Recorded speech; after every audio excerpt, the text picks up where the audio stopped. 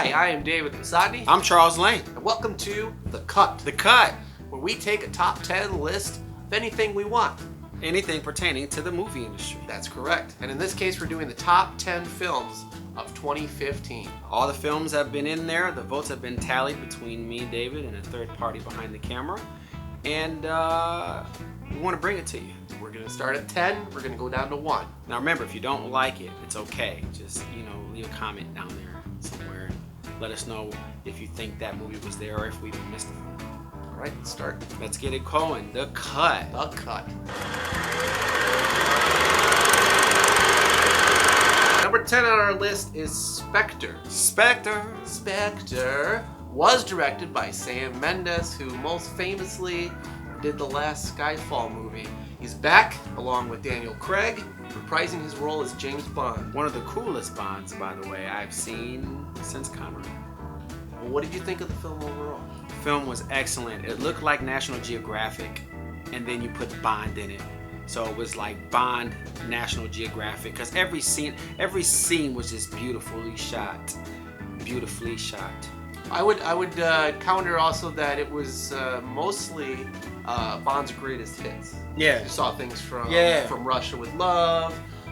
You saw some scenes from Dr. No in there as well. It was pretty interesting. I thought it was pretty well done. It was kind of like, let's pay homage to all the old films, which makes me nervous because then I'm like, is he not going to do another Bond, Daniel Craig, or? I don't know. We'll find out. Number 10. Spectre.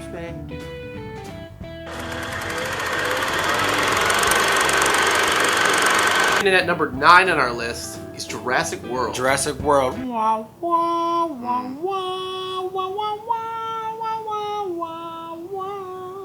The feels are heavy with this one. We ranked it number 9 because not only was it a smashing success, but we liked it. It was an excellent film. Directed by Colin Trevorrow. Have you ever heard of this man? Negative. Well, he directed a little film called Safety Not Guaranteed. Nice little sci-fi film. Check it out.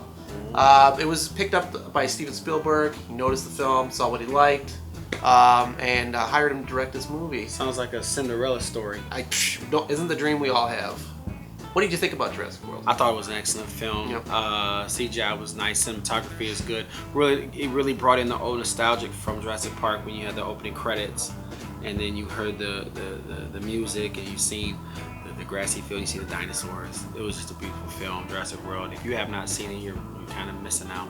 Yeah, it opened up the world for new possibilities as well. Absolutely. A lot of the cloning and stuff. Absolutely. So. Well, not spoiling much. Just see Jurassic World if you haven't. What are you waiting for? It's on Blu-ray. Hurry up.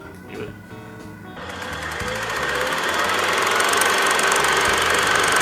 Coming in at number 8 on our list is Ex Machina. Ex Machina is an original sci-fi story by Alex Garland, who most famously is known for writing Sunshine, 28 Days Later, a good amount of Hollywood screens. And I'll just start and take this one. It's a really interesting take on robotic technology and human interaction as the main character, who we see in Star Wars, Domhnall Gleeson. Pretty awesome guy. He goes up against Alicia Vikander's character. She's a robot, and he has to test her to see if she's emotionally sound, how smart she is. It's kind of an interesting take. What did you think about it? I thought it was cool, especially the one part when Homeboy Quest and he was doing a thing, and he was popping up like this. We're gonna edit that out. That was a spoiler. That's fine. That's fine. Go see it. It's streaming now, available for download and on Blu-ray. That was a spoiler? Number 8. Ex Machina.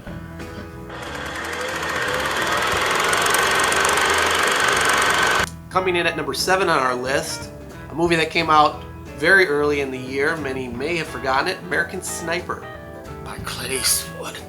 Go ahead, punk. Make my day. Yeah. A man who needs no introduction, of course. American Sniper stars Bradley Cooper. What did you think of it? Bradley Cooper did his thing. The film is an excellent film.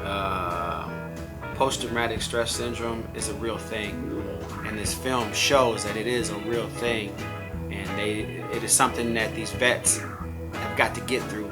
And I think it was a good stance. Eastwood always in his films, he takes a stance on a particular topic and then he bashes the other side. In this case, he was bashing the right side. Yeah, he seemed to draw a lot from the book, which is the sole perspective Right. of Chris Kyle in that sense. And I think the film works from that regard. We get to see the highs and the lows of the situations he's put himself in. Obviously, a really amazing person, very good character study. So we liked it. We think you will too. Absolutely. Number 7, American Sniper. Go Navy.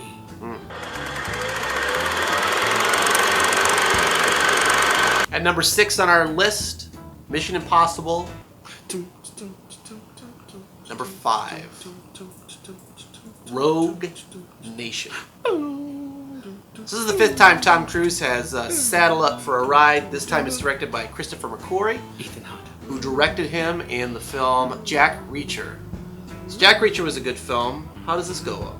Hey, Mission Impossible is excellent. As always, Tom Cruise does his own stunts, and you can see that he was really hurting. Just that airplane scene when he was holding on to the airplane, was going in the air. You can just see the wind hitting his face, and you just knew that son of a gun was in some pain. And I like that when an actor says, I don't want a stunt double, let me do it. There was a good part in that part where the plane turns around and the sun hits his face. Yeah. And it's completely genuine because you just... Yeah. It's insane. It's crazy. Also, cinematography is on point, and the action was real fast paced. You like that car scene, the chase scene. Yes. That was excellent. When he goes, buckle up, and the dude's like, why? Sean Penn sold it. Spoilers? No spoilers. One of my favorite additions to this franchise is Rebecca Ferguson as the lady.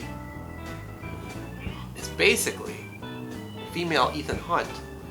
And rumor has it she's going to be in the next one. I thought she was a great addition. She did really See good. how it goes. So number 6, Mission Impossible, Rogue Nation. Rogue.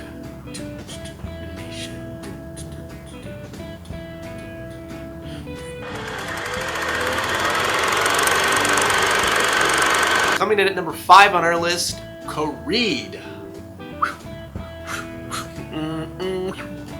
Creed is directed by Ryan Coogler, and technically is the 6th film in the Rocky franchise. He did a lot of short films and short shorts. Yeah, he did Fruitvale Station. He is also going to be doing Black Panther. Black Panther. They let me say that because I was the black. Well, it's just the way we roll. So, what this guy has done is he's basically created a whole new franchise while progressing the storyline. It's basically Rocky 6, right? Mm-hmm. But it's progressing the film in new directions, which is pretty cool. What do you think Absolutely. of Sly in this film? Sly, man, he captured the heart, man. Yeah. It's hard to now see him with the gloves on, but it's good to see him progress that character to a mentoring status and to be able to take essentially what became his new best friend and teach his son what he could not do. You know what I'm saying? Because he died. Through years of knowing who Rocky is and how he's done, it really has a lot of dramatic effect in this film. We liked it a lot. Number 5 for us. Do it. Number 4 on our list, tiny film you might have heard of, Star Wars: The Force Awakens. Directed by J.J. Abrams, this is a film that almost needs no introduction. What did you think about Star Wars: The Force Awakens? I just thought the film was a really good film. It was kind of a passing of the torch, not only for the actors, of passing on, the franchise to these younger actors to carry the series on, but J.J. Abrams, man, he took it. It doesn't look like a Star Wars film at all. You could tell George Lucas had nothing to do with this film. He gave you a good formula for how to do a Star Wars film, and I hope the next person that picks up the torch to direct the next film follows the format.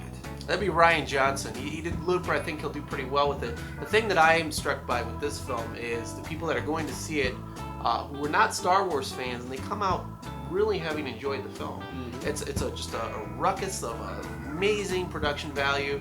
We really liked it a lot here. Obviously, other films are a little bit above it, but number 4 for us, Star Wars: The Force Awakens.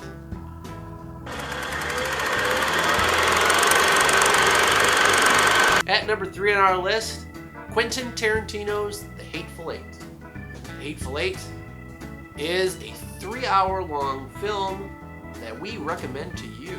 Why do we recommend a 3-hour-long film? It is Tarantino at his classical best.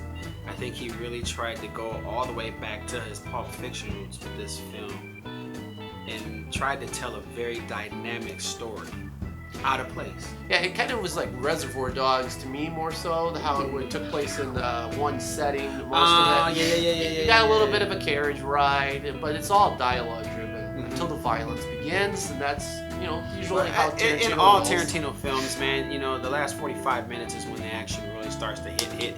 Yeah. Until then, Tarantino allows whatever actors he chooses to be in his films to really shine and to show their talent. Yeah, they really develop the characters really well.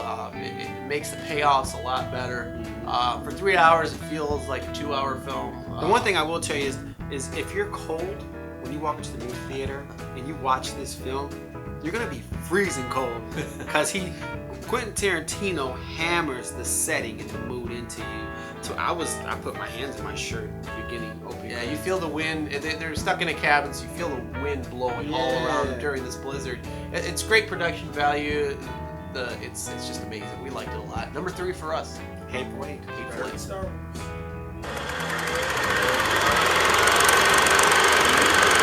Number 2 for us, Straight Outta Compton. Cruising down street in my 6'4", jocking up. PG. We're keeping this PG here.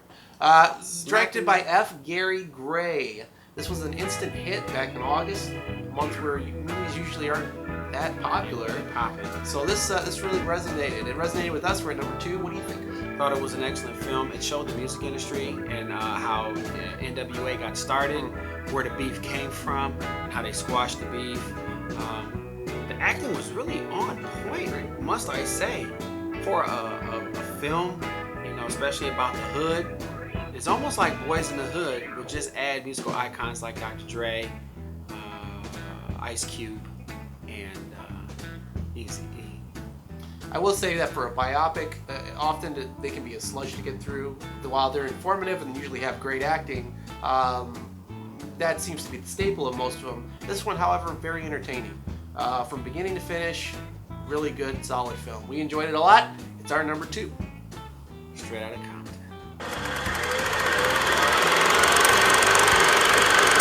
So as you can see, a great year for movies. Great year for movies. 2015, good year. I'm really excited for 2016. There's a lot of good flicks coming out. I'm excited. Despite all the good movies, though, there could only be one. And our number 1 of 2015, I am immortal. Mad Max Fury Road. Directed by George Miller, who did Happy Feet and Happy Feet 2. He really did those, but he's most remembered for starting Mad Max back in 1979. So 36 years later, George Miller comes back, directs a new Mad Max, and It's like he didn't even skip a beat, and it made it was a feel good movie. it was great. It was amazing. The effects of practical stunt work, people actually leaping off of cars actually crashing into each other. 80%. The cars, period. It's the adrenaline. It's insane. Have you seen a movie with more action the last 10 years? No, pure adrenaline. When I say the entire movie, you gotta get you some water, because he gonna have you going. 4 hours, an hour and a half. How long was the movie? An hour and a half. 2 hours of action, of twisted metal, and the cinematography and the color choices and the sets. Charlize Theron. That's one of the big strengths of the movie. Is not only does it present amazing action, but the limited amount of time we get to spend in dialogue with these characters is so rich, because we know who Charlize Theron is, what she's about, where she's going, what her motives are, and without really having a 20-minute long conversation with her. Absolutely. And that's a big credit part to Charlize Theron playing her role so well. But it really elevates the film above just being a simple knock on your face action film, and really makes it number 1 film worthy, which we've awarded it here today. I'll tell you right now, if you have not seen Mad Max, you're missing out. Grab it on Blu-ray. Do whatever it is you gotta do. Turn up the sound. I'm telling you, this is like Monochrome Group certified good movie. Thank you for joining us on this edition of The Cut. The Cut. We just counted down the top 10 films of 2015. Look for more episodes coming up where we'll do more top 10 lists. But for now, I am David Basadi. I'm Charles Lane. Thanks for joining us. Peace.